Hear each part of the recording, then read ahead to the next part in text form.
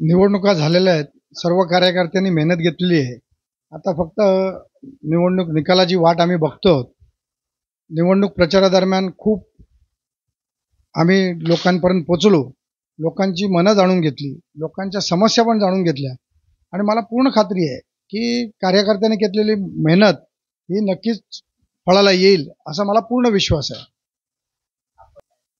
मुख्य मुद्दे जास्त नाही आहेत. आपण देश स्वतंत्र होऊन 75 वर्ष झालेली आहेत, परंतु आपण आजही वॉटर गटर मीटरवरतीच लढतो. तर मी निवडून आल्यानंतर हे मुद्देच राहणार नाहीत याच्यासाठी मी प्रयत्न करणार आहे. दुसरी गोष्ट, देवनार म्युन्सिपल कॉलनीचा जो मोठा विषय आहे, लोकांची पेन्शन ग्रॅच्युइटी जी महानगरपालिकेने अडकवून ठेवली आहे त्यांची घरांची समस्यामुळे, तर तो प्रश्न मी पहिला घेणार आहे. दुसरा प्रश्न असा आहे की देवनारमध्ये ज्या RMC प्लॅनमुळे सोसायट्यांना खूप त्रास होतो आणि तिथे जे ग्राउंड आहे अमरनाथ पाटील उद्यान, त्याच्यात जी लाल माती टाकल्यामुळे त्याची जी डस्ट होते त्याचा त्रास नागरिकांना होतोय. US विटॅमिन सारख्या कंपन्या त्यांचं जे प्रक्रिया न केलेलं पाणी नाल्यामध्ये सोडतात, त्या समस्यांचं मी निराकरण नक्कीच करणार आहे. मुख्य तुम्ही जर बघाल तर माझ्या याच्यात 11 गावठणं येतात. 11 गावठणांचा DC 2034 पर्यंतच्या DCच्या नव्या ह्याच्यात गावठणांसाठी काही विशेष केलेलं नाहीये. तो माझा एक प्रमुख मुद्दा असणार आहे. दुसरा मुद्दा स्लम्स आहे, जे डोंगरावर आहे. 1960 नंतर कुठल्याही प्रकारचा रिझर्वायर महानगरपालिकेने बनवलेला नाही आणि त्या रिझर्वायरच्या जवळजवळ 40 मजली इमारतीच्या वरच्या ह्याच्यावरती झोपड्या आहेत. तिथे पाणी कसं पोचत असेल? लोकांना ते पाणी पोचत नाही.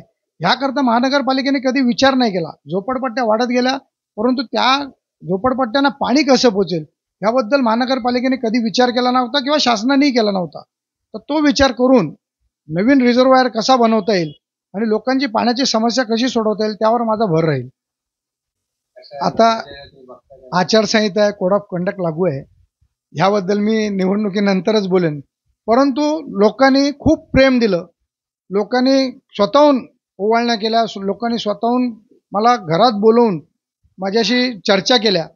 ह्याचंच खूप मला अप्रूप वाटतं की लोकांना मी त्यांच्यातला वाटतो आणि त्यांच्यातला आहे असं वाटणं हे पण खूप मोठी गोष्ट आहे.